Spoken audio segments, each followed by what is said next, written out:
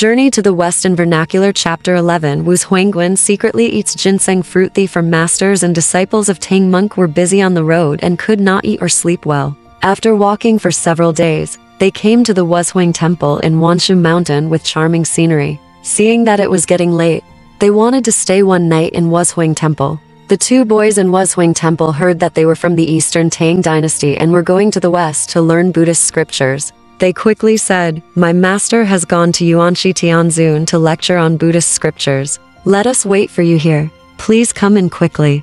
It turns out that the boys' master was Zhen Yuanzi, who met Tang Monk's previous life Jin Qianzi at the Lantern Festival 500 years ago. Before leaving, he told the two boys to treat Tang Monk well and asked the boys to treat him with 2 precious ginseng fruits in the temple. After the two boys arranged for Tang Monk and his apprentice, they went to the orchard to pick ginseng fruits.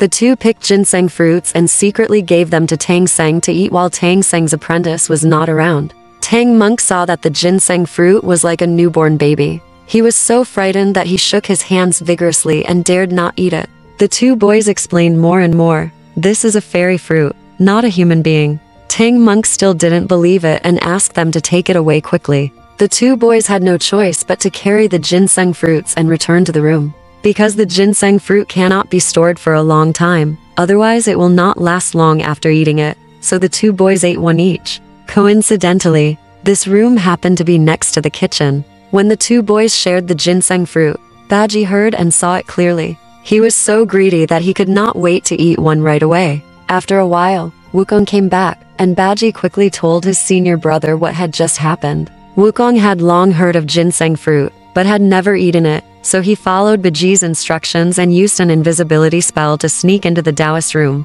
took away the golden hammer used by the second boy to pick the fruit, and ran to the back garden. "Go pick ginseng fruits. This ginseng fruit tree is more than 1,000 feet tall and very lush. On the branch facing south, a ginseng fruit is exposed." Wukong jumped up to the branch, hit it with the golden hammer, and the fruit fell down. Wukong jumped down immediately, but he couldn't find the fruit. Wukong captured the earth god in the orchard and asked him why he stole the ginseng fruit. The god of earth told Sun Wukong that this precious tree blooms once every 3,000 years, bears fruit only once in 3,000 years, and matures in another 3,000 years, and only bears 30 fruits. This fruit is very strange. It falls from the branches when it touches metal. The soil will burrow into the soil, and when you hit it, you need to use silk to catch it. After Wukong saw off the earth god, he struck with a golden hammer in one hand and grabbed 3 fruits by his own clothes with the other. After Wukong returned to the kitchen, he asked Bajie to call Sha Seng and give one to each of the 3 people. Zhu Bajie was impatient and swallowed the fruit in one gulp without tasting anything, so he wanted Wukong to steal some more. Wukong told him that this ginseng fruit only bears 30 fruits in 10,000 years. If he could eat just one, he should be satisfied.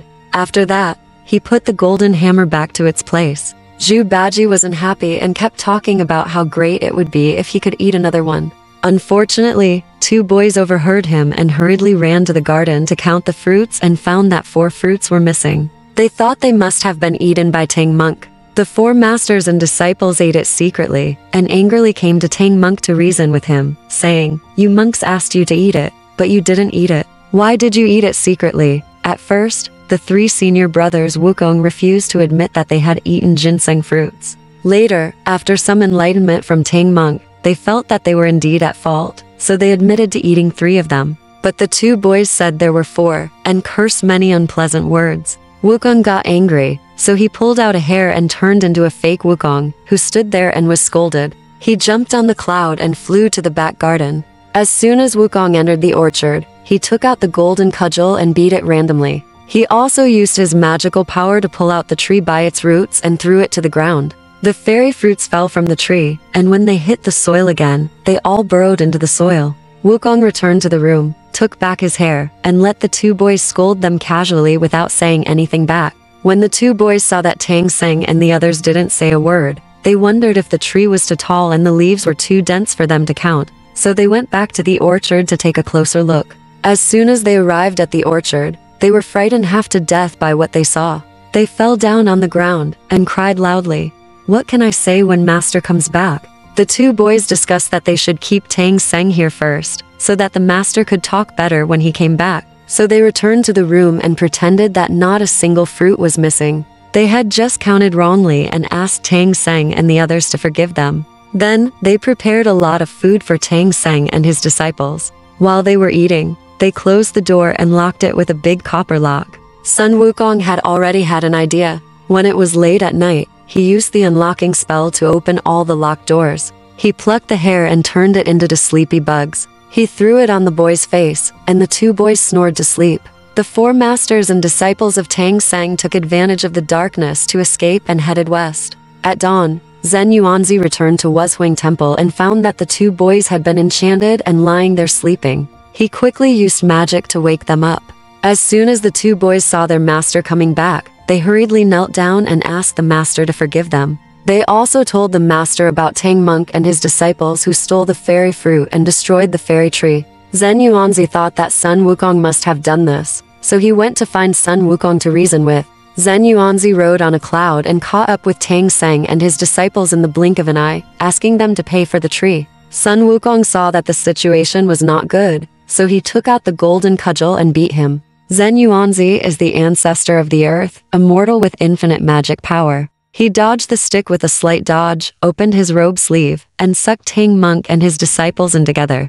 No matter how powerful Sun Wukong was, he couldn't get out. The immortal returned to Wuzhuang Temple and asked the children to tie Tang Monk and his disciples to the pillars of the main hall one by one. They had to beat Tang Monk first. Wukong was worried that his master might not be able to bear the beating, so he asked to be beaten first. Seeing that Wukong was still somewhat filial, the immortal asked the boy to give him 30 lashes. When Wukong saw the boy hitting his legs with a whip, he turned his legs into iron legs. At night, Sun Wukong saw that Zhen Yuanzi and all the immortals had gone back to their rooms to sleep, so he shrank his body, got out of the rope, released the other 3 people, and then asked Bajie to move 4 more people to the back garden. They used magic to turn into the 4 of them, tied them to the pillars as they were, and then sneaked out of Wuzhuang Temple and fled to the west. The next morning, Zhen Yuanzi brought people to beat Tang Monk and his companions again. However, despite the beatings, they did not cry for mercy. Zhen Yuanzi felt strange. When he took a closer look, he saw that they were 4 pieces of wood. So he chased Tang Seng and the others on clouds. When Wukong, Bajie, and Sha Seng saw Zhen Yuanzi chasing him, they had no choice but to fight Zhen Yuanzi. The great immortal opened his robe sleeves and put them in again. This time the immortal stopped beating them. He tied them to a tree trunk in front of the temple and fried them in oil. Zhen Yuanzi asked someone to set up an oil pan in the middle of the courtyard to fry Wukong first. Wukong was afraid that the immortal would do something in the oil pan, so he chanted a spell and turned the stone lion in front of the temple into his substitute and tied it to a tree. And he secretly jumped into the air. The oil boiled, and it took 20 fairy boys to lift Sun Wukong's double and throw it into the oil pan.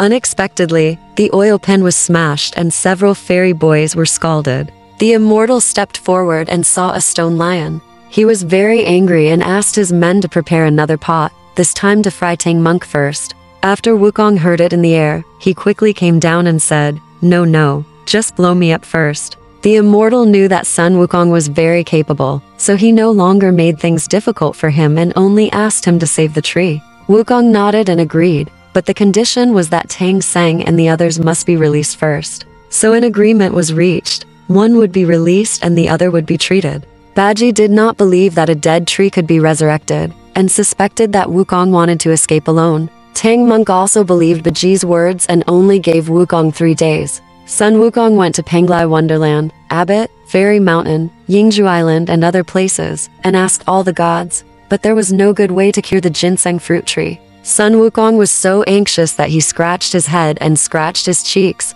not knowing what to do. Finally, he had no choice but to go somersaulting to Luoya Mountain in the South China Sea to find Guanyin Bodhisattva and ask him to save the ginseng fruit tree. Fortunately, the nectar water in the pure bottle in Guanyin's hand is just right for healing the fairy trees and grass. So Wukong and Guanyin Bodhisattva came to Wuzhuang Temple on clouds together. Zhen Yuanzi saw that it was Guanyin Bodhisattva who had arrived, so he hurriedly brought all the Guanyin people out to greet him. Then he had people clean the backyard, put a table for practicing Dharma, and invited Guanyin to come to the backyard to heal the trees. Guanyin asked Wukong, Bajie, and Sha Monk to pick up the tree, straighten it, and bury the roots with soil.